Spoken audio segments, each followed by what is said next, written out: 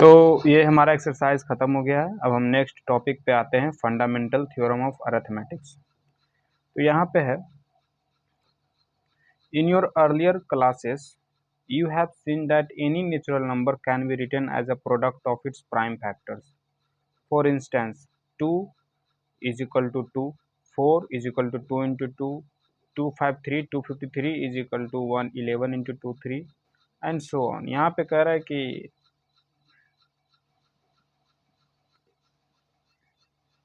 आप अपने पिछले क्लासेस में आपने देखा है कि किसी भी नेचुरल नंबर को उसके प्राइम के प्रोडक्ट में लिख सकते हैं, प्राइम नंबर के प्रोडक्ट में लिख सकते हैं। कुछ इस तरीके से एग्जांपल दिया हुआ है।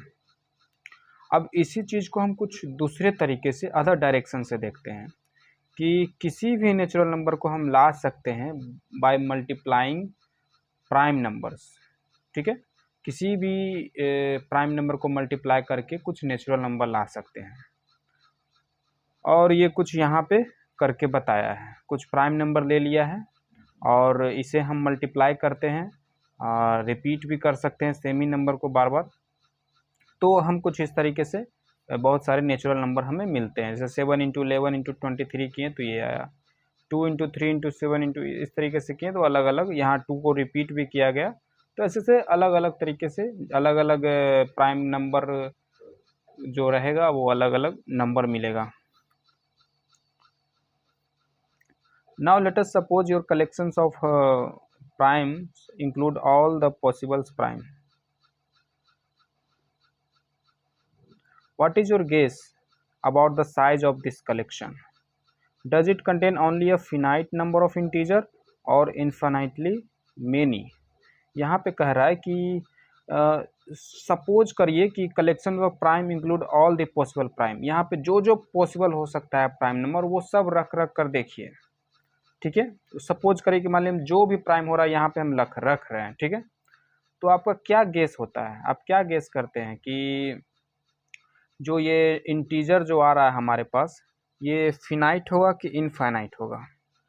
तो ये अगर हम अलग अलग जितने भी पॉसिबल प्राइम नंबर है और यहाँ पे रखते हैं और प्रोडक्ट करते हैं तो हर बार हमें अलग अलग इनफाइनेटली मेनी प्राइम नंबर मिलेंगे, many in natural number integer मिलेगा।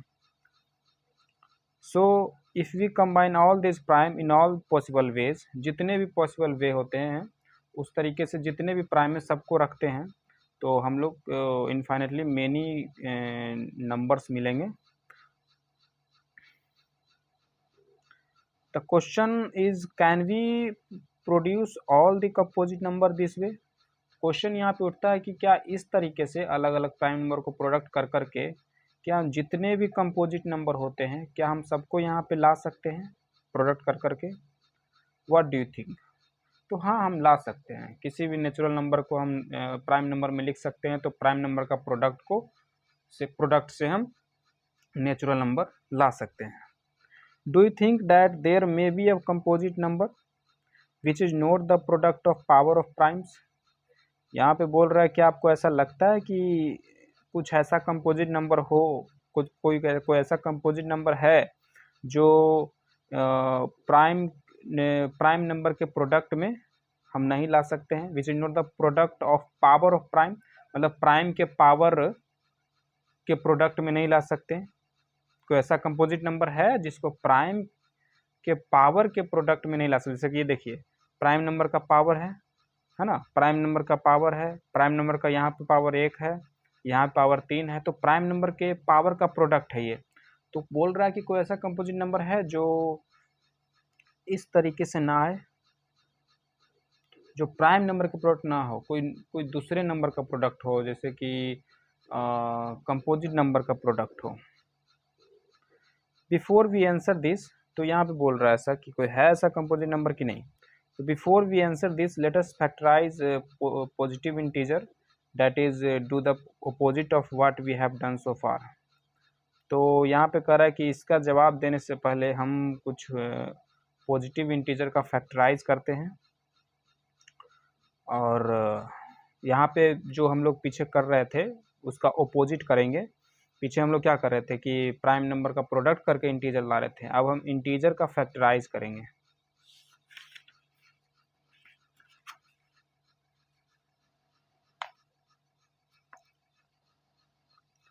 We are going to use the factor tree बनाएंगे।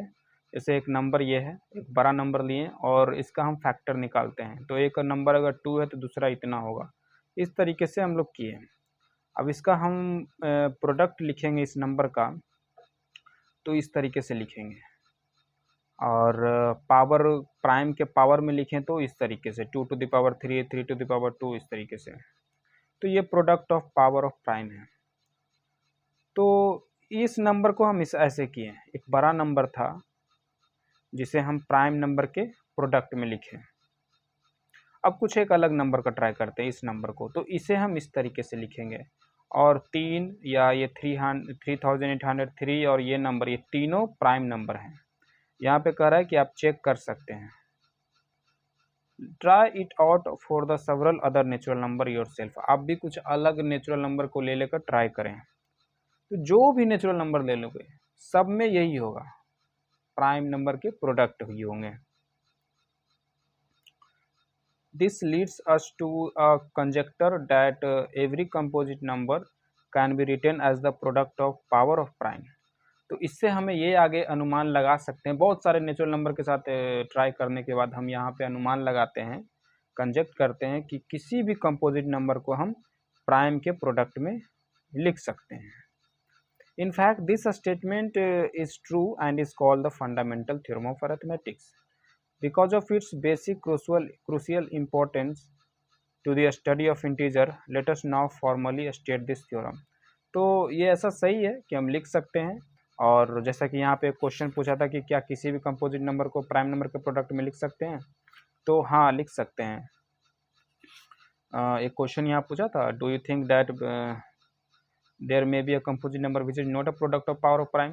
क्या आपको ऐसा लगता है कि कोई एक कंपोजिट नंबर हो जो पावर ऑफ प्राइम ना हो? ऐसा कोई नहीं है, सभी composite number power of prime product होते हैं प्राइम के पावर का। तो यहाँ पे थ्योरम 1.2 बोलता है कि every composite number can be expressed as a product of prime and this factorization is unique apart from the order in which the prime factor occur.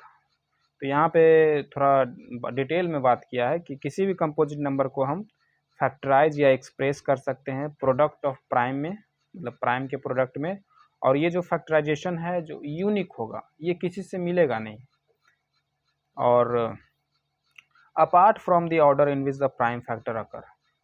जैसे कि अगर हम 12 का एग्जाम्पल लेते हैं तो इसको हम लिख सकते हैं 2 इंटू 2 इंटू 3 और 3 इंटू 2 इंटू 2, है ना। तो ऑर्डर को ना देखें तो सब यूनिक है, वही बोल रहा है यहाँ पे apart from the order in which the prime factor occur. तो जिस ऑर्डर में वो रहता है प्राइम फैक्टर, उस ऑर्डर को ना देखें तो सब यूनिक है ना। 12 का यही होगा 3 इंटू 2 इंटू 2। और ऐसे भी अगर ये इसका हमेशा यूनिक होगा, 12 का हमेशा जो प्राइम फैक्टर होता है यही होगा, ऑर्डर को ना देखे तो, ये बोल रहा है। फंडामेंटल थ्योरम ऑफ अरिथमेटिक्स को थोड़ा और हम डिटेल में चलते हैं।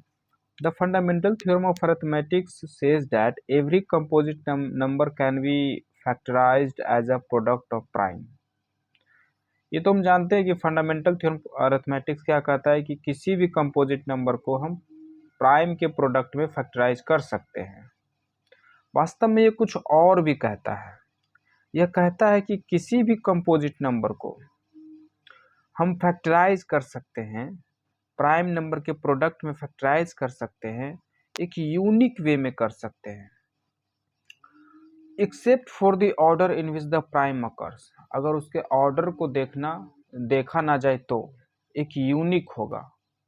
जैसा कि ये चीज़ हम पहले ही बता चुके हैं, अगर किसी नंबर का प्राइम प्रोडक्ट है तो वो उस नंबर का जो प्राइम प्रोडक्ट है वो यूनिक है उस नंबर के लिए, वैसा प्राइम प्रोडक्ट किसी और नंबर का नहीं हो सकता।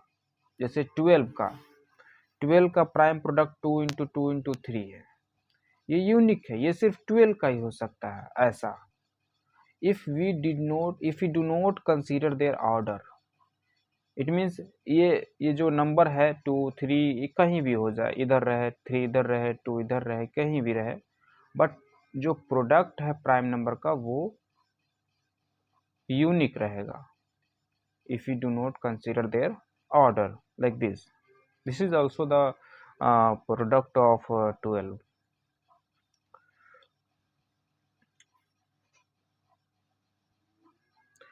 That is, given any composite number, there is one and only one way to write it as a product of primes. Yes, it is right, there is only one way to write it their product of primes.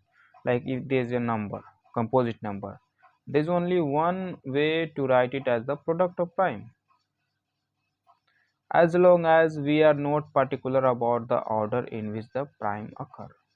ये तब तक होगा जब तक हम इसके order पे ध्यान न दें। अगर ऑर्डर पे ध्यान देने लग गए कि ये 2 × 2 × 3 लिखा हुआ है, 3 × 2 × 2 लिखा हुआ है, अगर ये दोनों अलग है, ये समझ के बोलें कि ऑर्डर अलग है, तब फिर यूनिक नहीं होगा। पर अगर ऑर्डर को ध्यान ना दे, सिर्फ नंबर को ध्यान दे, तो ये यूनिक होगा for a unique number.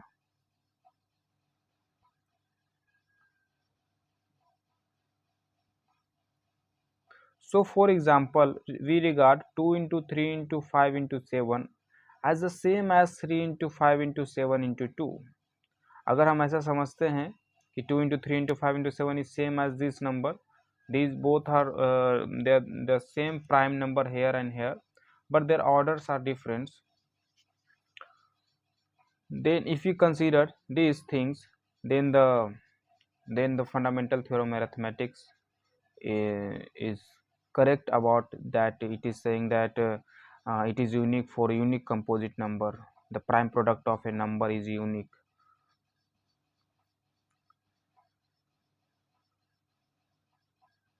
This fact is also stated in the following form: the prime factorization of a natural number is unique except for the order of its factor.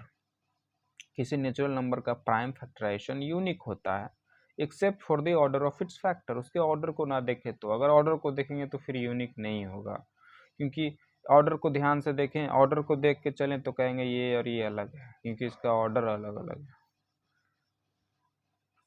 In general, given a composite number x, we factorize it as x is equal to p1, p2, p3, p4, pn up to pn, where p1, p2, p3 are up to pn are primes and written in ascending order.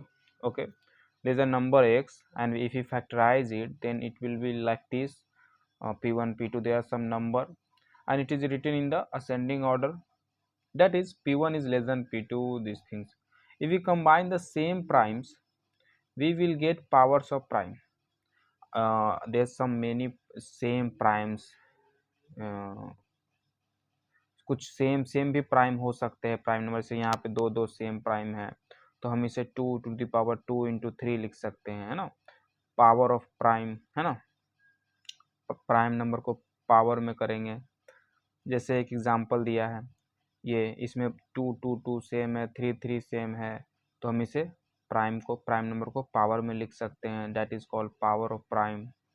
Once we have decided that the order will be ascending, then the way the number is factorized is unique. The fundamental theorem for arithmetic has many applications both within mathematics and in other fields. Let us look at some examples.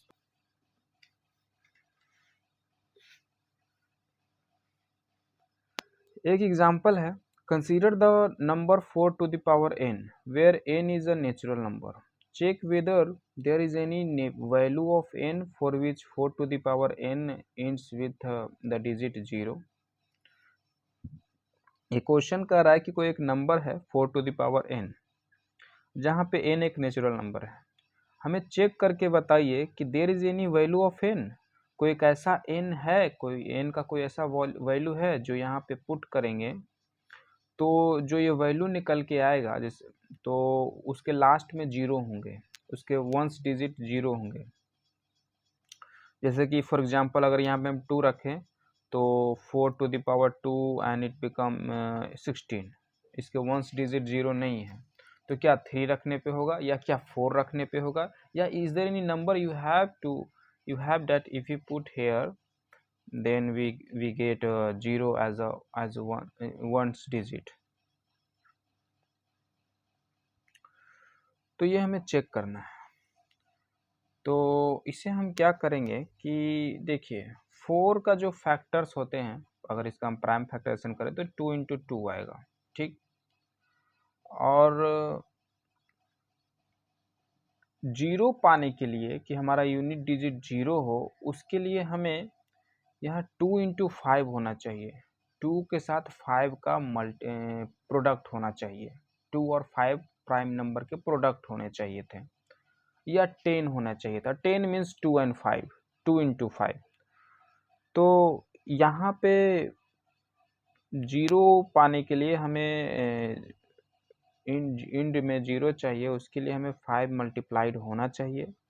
But अगर हम 5 करते हैं तो हमारा जो number है 4 वो change हो जाएगा। क्यों? क्योंकि फंडामेंटल थ्योरम फॉर अरिथमेटिक्स क्या कहता है कि किसी खास नंबर का कोई एक नेचुरल नंबर है, उसका एक खास ही प्राइम नंबर का प्रोडक्ट होता है। वो प्राइम नंबर का प्रोडक्ट किसी और का नहीं हो सकता। 2 into 2 it is this number is only for 4 composite number, 4 natural number. this natural number ये 2 इंटू 2 और किसी और का हो नहीं सकता। अगर 2 इंटू 2 इंटू 5 लिखेंगे तो वो फिर 20 का हो जाएगा। 5 टू जा 10 एंड 2 टू 22 जा 20। तो bye fundamental theorem for mathematics हम इसमें कुछ चेंज नहीं ला सकते। 0 पाने के लिए मुझे 5 से मल्टीप्लाई करना पड़ेगा, और 5 से मल्टीप्लाई करेंगे तो हमारा नंबर चेंज हो जाएगा। इसीलिए 4 to the power n can never be end with 0 for any natural number of n। देख लेते हैं यहाँ पे क्या बात किया है। If the number 4 to the power n for any n we were to end with digit 0 then it would be divisible by 5। Yes, यहाँ पे बोल रहा है कि अगर 4 टू द पावर n किसी n के लिए अगर उसे 0 पे एंड होना है, लास्ट में या यूनिट डिजिट 1 0 होना है, तो उसे 5 से डिविजिबल होना पड़ेगा। It would be divisible by, ये उसे 5 से डिविजिबल वो अगर होना चाहिए होगा उसे। मतलब मेरी बातों को थोड़ा अलग तरीके से बोल रहा है कि 5 से डिविजिबल कब होगा, जब वो लास्ट में 0 होगा, है ना, या उसमें 5 होंगे तब 5 से डिविजिबल होगा, 5 का मल्टीपल्स होगा तब 5 से डिविजिबल होगा। That is the prime factorization of 4 to the power n would contain the prime 5। yes, it is written here that कि इसे इसका prime factorization में 5 भी होना चाहिए। This is not possible because 4 to the power n, that is 2 to the power 2 n, so the only prime in the factorization of 4 to the power n is 2। ये possible नहीं हो सकता क्योंकि 4 जो है उसका एक ही प्राइम फैक्टराइजेशन होगा जो कि 2 है। So the uniqueness of fundamental theorem for mathematics guarantees that there are no other primes in the factorization of 4 to the power n। Fundamental theorem for mathematics का जो यूनिकनेस है, क्या यूनिकनेस है कि किसी एक कंपोजिट नंबर का उसका यूनिक होता है प्राइम प्रोडक्ट। तो उस यूनिकनेस की वजह से ये हमें गारंटी देता है कि कोई और primes 4 to the power n में नहीं आ सकते। So there is no natural number n for which 4 to the power n ends with the digit 0। So कोई भी n ऐसा नेचुरल नंबर नहीं है कि यहाँ पे रखने पे इंड 0 से इंड हो जाए, 0 पे इंड आए।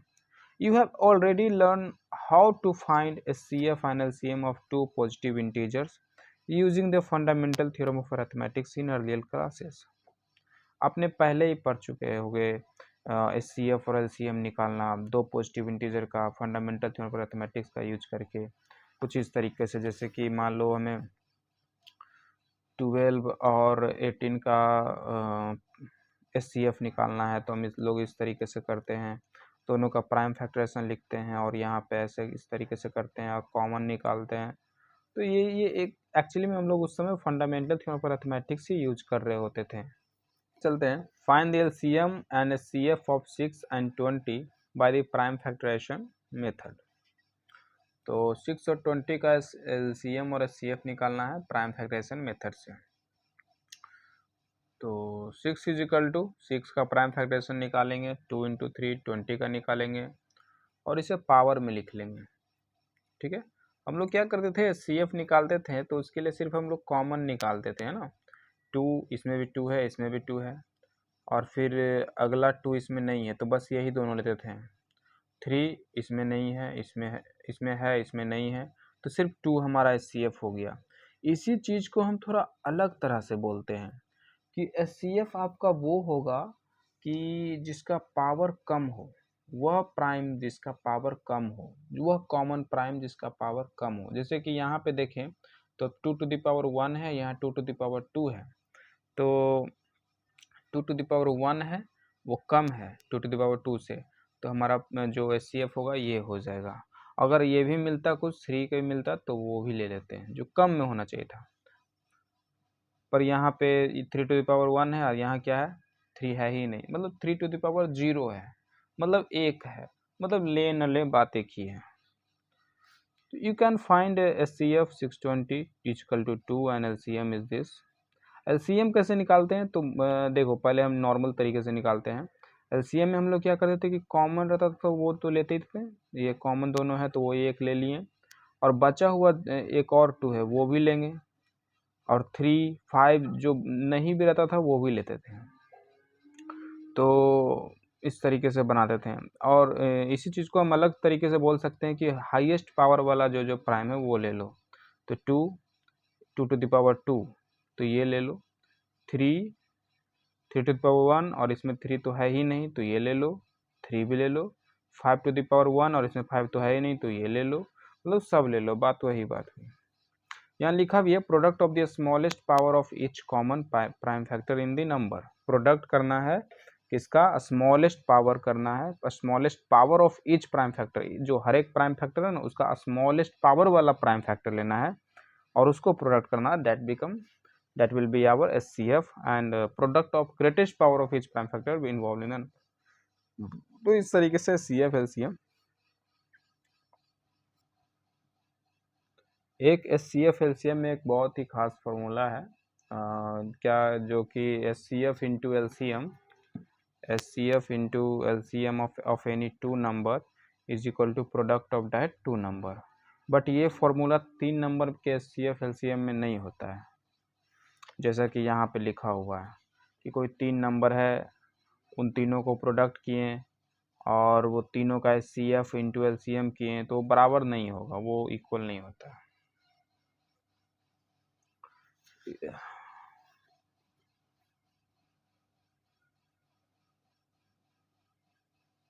यहाँ पे एक्सरसाइज 1.2 है, तो पहले में दिया गया है express each number as a product of its prime factor, वो हो जाएगा। यहाँ LCM HCF निकालना है और वेरीफाई करना है, ये भी इजी है। Find the LCF and HCF of the following integer by applying, ये भी इजी है।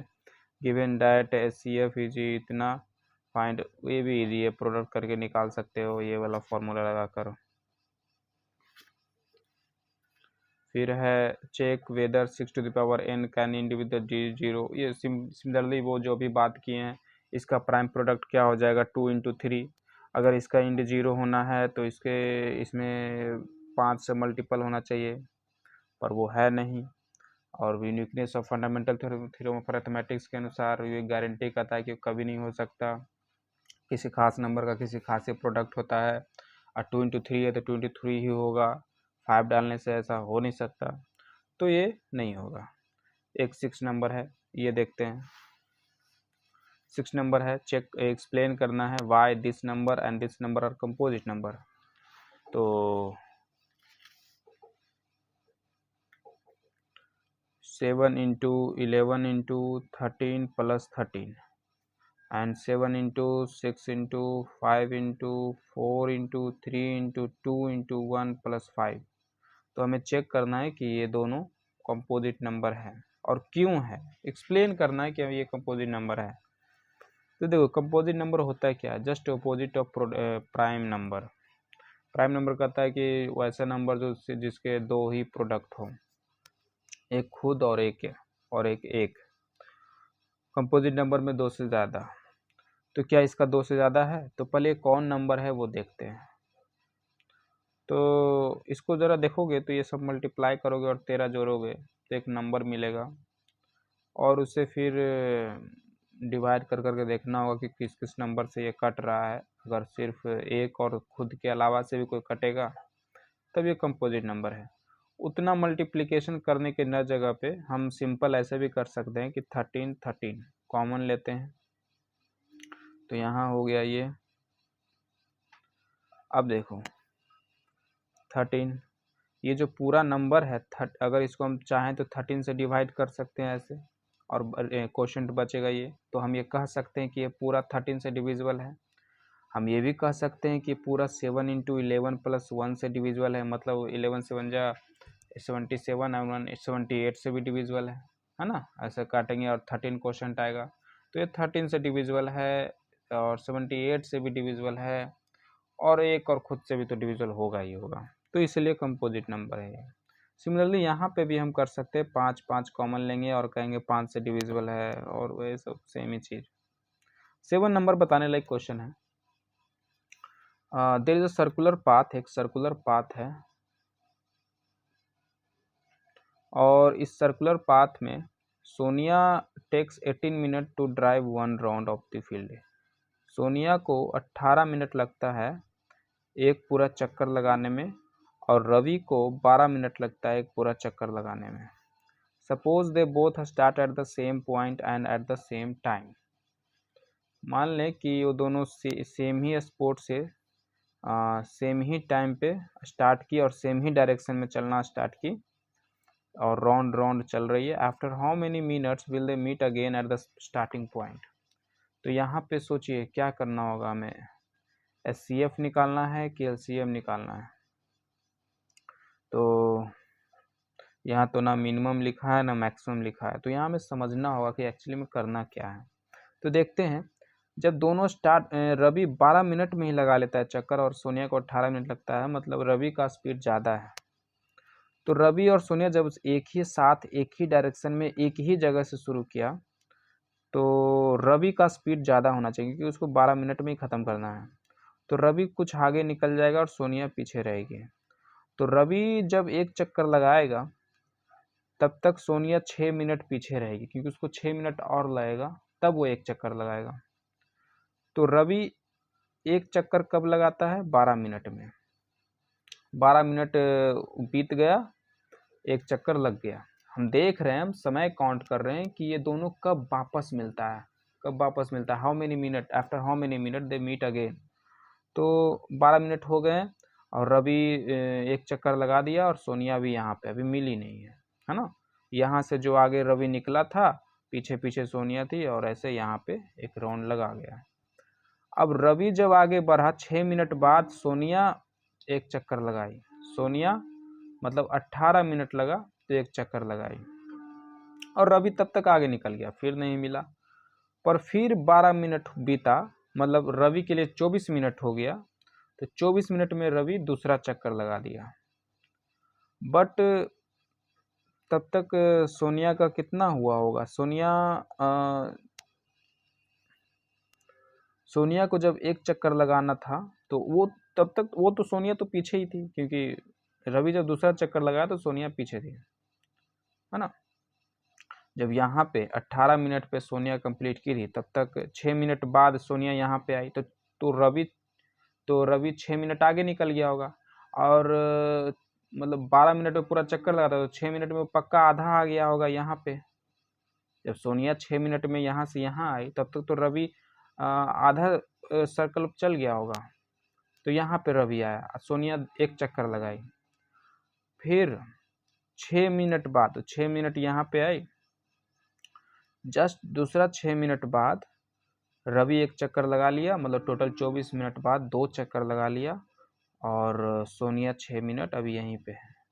उसे अभी 12 मिनट और चाहिए, क्योंकि 6 ही मिनट अभी इधर ही हैं, तो 12 मिनट और चाहिए सोनिया को, तब चक्कर लगाएगा। पर चलो ये सोनिया एक चक्कर और लगाती है तो उसे 36 मिनट लगते हैं। ठीक, दोनों फिर नहीं मिले, ये आगे फिर ये पीछे। फिर एक और राउंड लगाता है रवि, और उसे भी 36 मिनट लगता है। यहाँ पे देखिए दोनों टाइम सेम आया। रवि का जब 36 मिनट बीता तो वो तीसरा चक्कर लगा रहा था। रवि के घड़ी में जब 36 मिनट देखा गया तो वो कहाँ पे था, वो यहाँ पे था।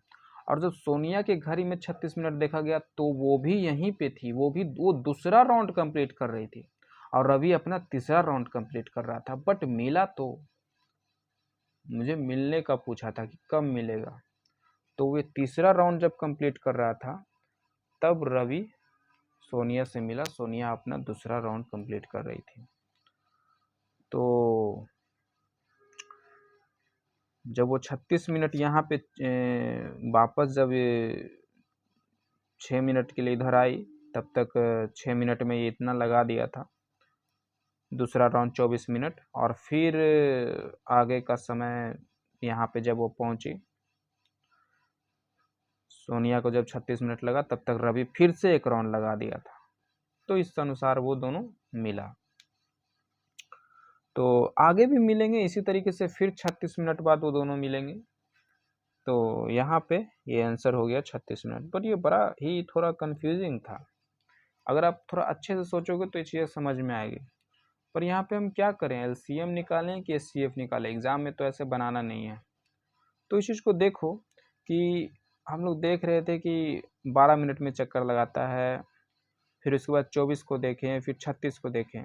ये 12, 24, 36 या 18, 36 ये क्या है? ये 12 का मल्टीपल्स है, 18 का मल्टीपल्स है।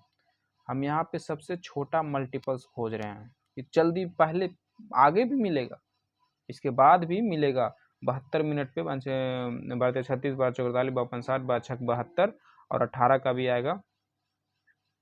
18 कुछ ना कुछ मिलेगा ही, जो कुछ नंबर होगा कॉमन मल्टीपल्स, तो उस समय भी मिलेगा। 72 मिनट पे 18 में भी 72 आता है और 12 में भी आता है, तो 72 मिनट पे फिर मिलेगा। बट सबसे पहले तो यहाँ पे मिलेगा, तो आफ्टर 36 मिनट। तो ये लोवेस्ट मल्टीपल्स है और दोनों में कॉमन है, तो इसीलिए एलसीएम से ये सॉल्व होगा। इसे हम ट्राई करते हैं एलसीएम से सॉल्व करने का। तो